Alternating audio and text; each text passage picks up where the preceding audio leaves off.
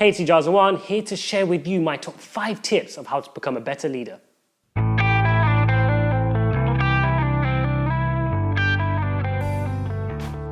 People want to belong to something greater than just themselves.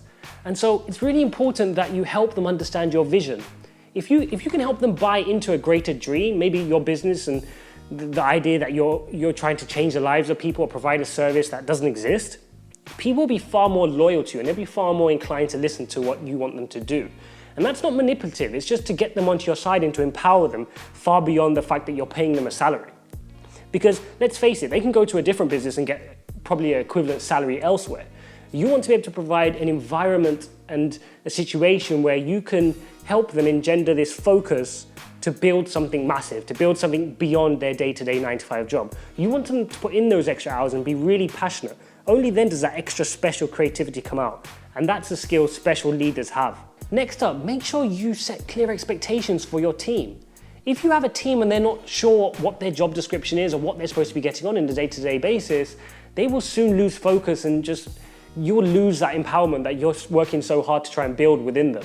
So make sure you clearly outline their objectives and what you hope to achieve from them. Don't make it so minute that they feel smothered and that they're at school. Let them be creative. After all, you hired them for them to add value, but that doesn't mean you don't make expectations clear.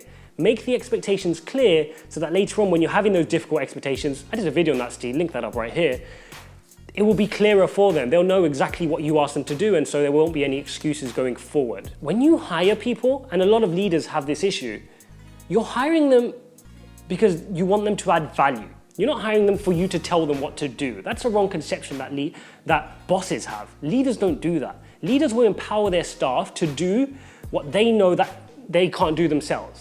So as an entrepreneur, I'm not the best graphic designer. So when I go and employ my designer, I completely trust him and give him free rein to have creativity in what he's doing.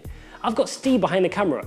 Now, when I brought him in, I didn't bring him in to just tell him what to do and be his boss. I brought him in because he's very skilled at what he does and I want him to add value to what I'm trying to create.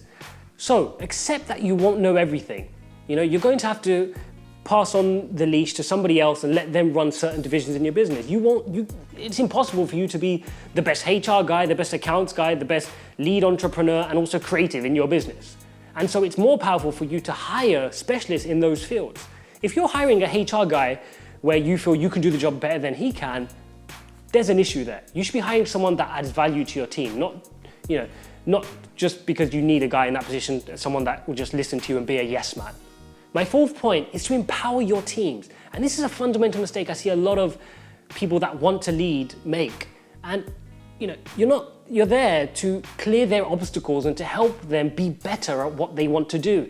The way I see it is, I'm their employee. What can I do to make them do their job better? Can I clear something out of your way? Is there something which is preventing you from being as creative as you should be? If I'm talking to my account team, is there something which is meaning you're not able to get those invoices paid quicker as they should be? So I find myself thinking in the shoes of how can I make their life easier? How can I clear their obstacles so that you can really move forward? And my final point, and I saved my favorite for last, is to use inquisitive questions. And I like to use this tip a lot.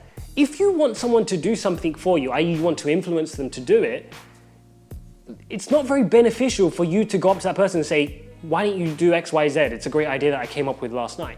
They're going to be far less receptive to that. So use inquisitive questions and help that person to come up with the solution themselves. If they came up with that solution themselves, they're going to be far more inclined to deliver it in an effective and efficient way, and their creativity levels and passion are going to be through the roof. So there you have it, guys. Those are my 5 top tips to help you stop yourself from becoming a nasty boss and instead being a great, empowering leader. Good luck.